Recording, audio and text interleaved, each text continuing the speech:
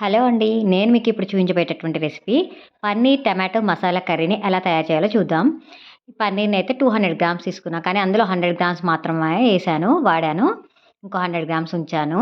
ఇలా ముక్కలు కట్ చేసుకొని, కొంచెం ఒక బౌల్ తీసుకొని, ఉప్పు, కారం, మసాలా పౌడర్ వేసేసుకొని, ఆ పన్నీర్ ముక్కల్ని అందులో వేసేసుకొని, మంచిగా కుదించుకొని, ఒక 10 నిమిషాలైతే ఆ ఉప్పు, కారం, మసాలాలు పన్నీర్‌కి మంచిగా పట్టే వరకు ఒక 10 నిమిషాలైతే పక్కన పెట్టేసుకోవాలి.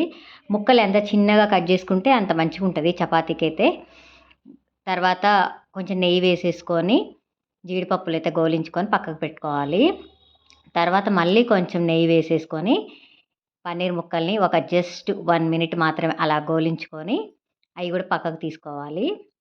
తర్వాత అదే ప్యాన్‌లో కొంచెం ఆయిల్ వేసేసుకొని ఈసారి ఉల్లిపాయ ముక్కలు అండ్ టమాటా ముక్కలు రెండింటిని గూడా గోలించుకోవాలి. అలా గోలవు గదా! కొంచెం సాల్ట్ వేసేస్తే నీరు ఊరుతది. మంచిగా ఉడుకుతాయి. తర్వాత కొత్తిమీరైతే వేసేసుకోవాలి.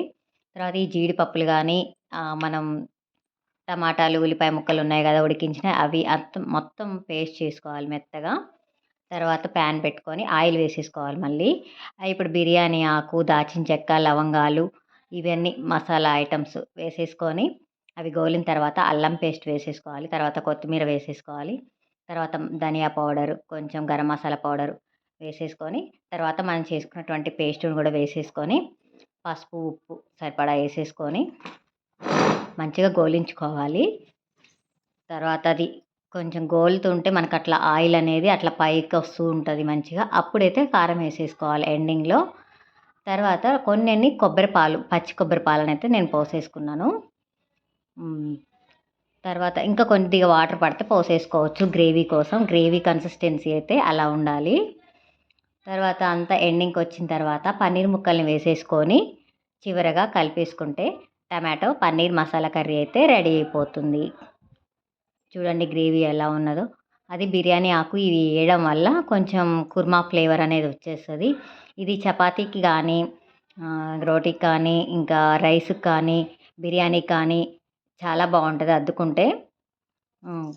కొంచెం ముక్కలు గూడా కొంచెం చిన్న సైజ్ అయితే చేసుకోవచ్చు. మీ ఇష్టం ఇక అది. మీ చాయిస్. చాలా బావుంది. టేస్ట్ కూడా చాలా చాలా బావుంది. తప్పకుండా ట్రై చేయండి. ఎలా ఉందో మీరు ట్రై చేసి కామెంట్‌లో అయితే చెప్పండి. Okay friends. Paneer masala curry చూసారు గదా! ఈ వీడియో నచ్చితే లైక్ చేయండి, షేర్ చేయండి. నా ఛానల్‌ని అయితే సబ్స్క్రైబ్ చేసుకోండి. ఓకే. Bye friends.